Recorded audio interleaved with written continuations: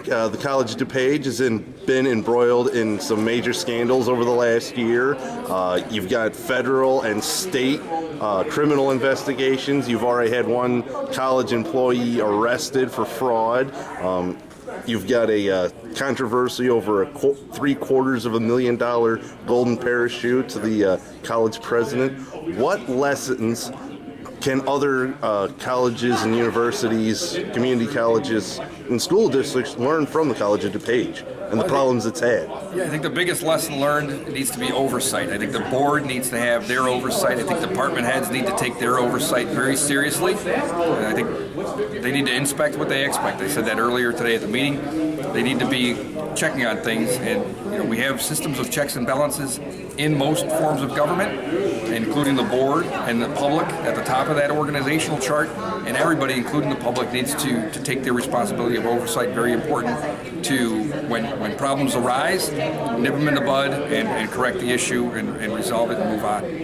So I'll speak to the restaurant real briefly. One thing that if you didn't read the minutes of the meeting Thursday or you weren't in attendance Thursday, we did vote to eliminate the house accounts at the Waterleaf, along with the Wheat Cafe, and really pretty much any on-premise or off-site College of DuPage activities. The house accounts are essentially gone, or at least closed in the interim. There may be a tab outstanding that we need to get rectified, but in the meantime, there should be no more of that open spending. Right. I think we do need to look at options to, if closing it is the best idea, or repurposing it, or putting students there in control more than one day a week, because that's all they do right now, right? And of course, the Wheat Cafe is also a learning restaurant for the students in the Culinary Institute, but they staff that more than one day a week. So we need to look at those options. Right. Potentially, closing it is one of them, repurposing the building. But any business, any restaurants in the real world can't afford to lose $500,000 a year because they don't have the taxpayers to lean on. Sure. Fine and dandy.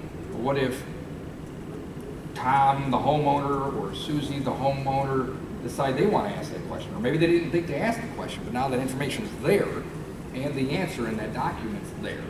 I mean, online storage and searchable information is simple and relatively inexpensive, right? It used to be very expensive to host a document online, 15 years ago or whatever. You put an attachment up and it took up a lot of data.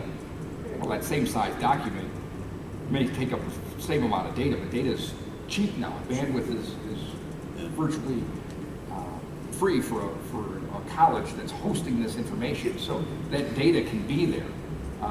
Readily available and accessed with a link to the actual FOIA request. 10 years of financials you can put up. Absolutely. The salaries of every, at least everybody making over 70. Well, I think you have to. Don't you have to? If somebody's making over 75,000, I think you have to put it up. It's published, but a lot of times it's not published in a searchable method, right?